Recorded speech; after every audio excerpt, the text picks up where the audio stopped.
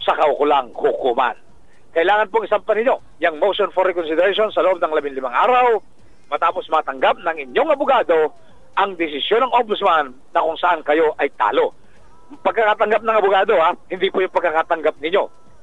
Kasi binibilang po yung 15 araw para makapagsumiti ng motion for reconsideration sa ombudsman sa date of receipt ng lawyer, hindi po sa date of receipt ng kliyente. Okay? Maraming salamat. Alright, tuloy-tuloy po tayo. 11 minuto na po makalipas ang 1 na umaga.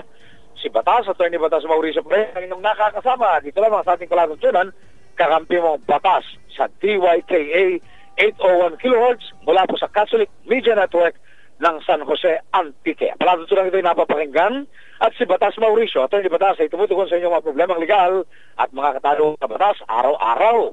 Lunes hanggang Biyernes, ganap na alas 10 ng umaga.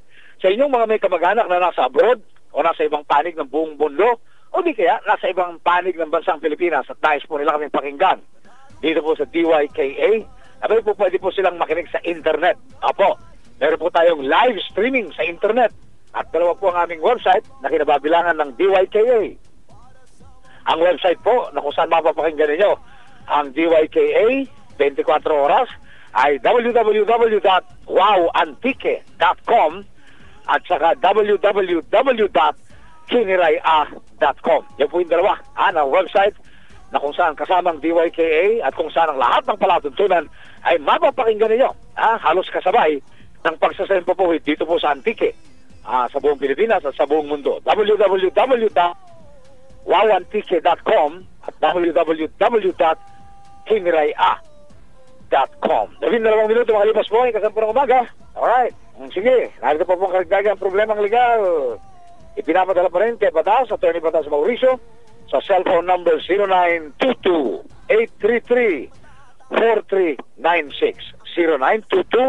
0922-833-4396. Galing po ito sa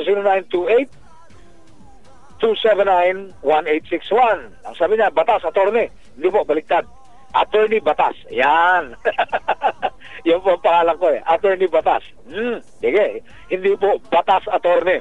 Attorney Batas. Yan. Attorney Batas Mauricio. Yan po ang pangalan ni Batas. Sabi niya, Batas Attorney, good AM. Ang barangay may bigay ng mga lupa for indigents. Wow.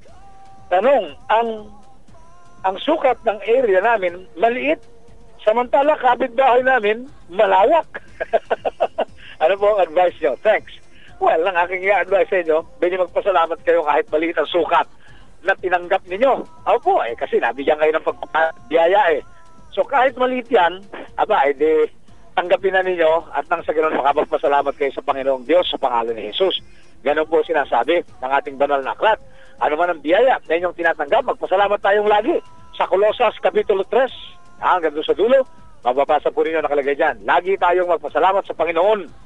Yan, dahil lang pagpapasalamat sa Panginoon ay isang uri ng pagpapala na dapat napapasa tao sa biyaya o sitwasyon kanyang kinatatagpuan ng kanyang sarili. Now, on the other hand, sa puntong legal, may karapatan ba kayo na maghabol sa mas maliit o mas malaking sukat? Sa akin po tingin wala. Lalo na kung yan ay pamahagi lamang ng barangay. Sa unang pagkakataon wala namang pong tungkulin yung barangay na kayo bigyan. Pero kung kayo binigyan, di magpasalamat na, okay na yan. Di po ba? Di ba ba? No, di ba? Anong sabi nun sa kanta? Yung sa kanta, sa mga misa natin, kakantahin ko. Sabi niya, magpas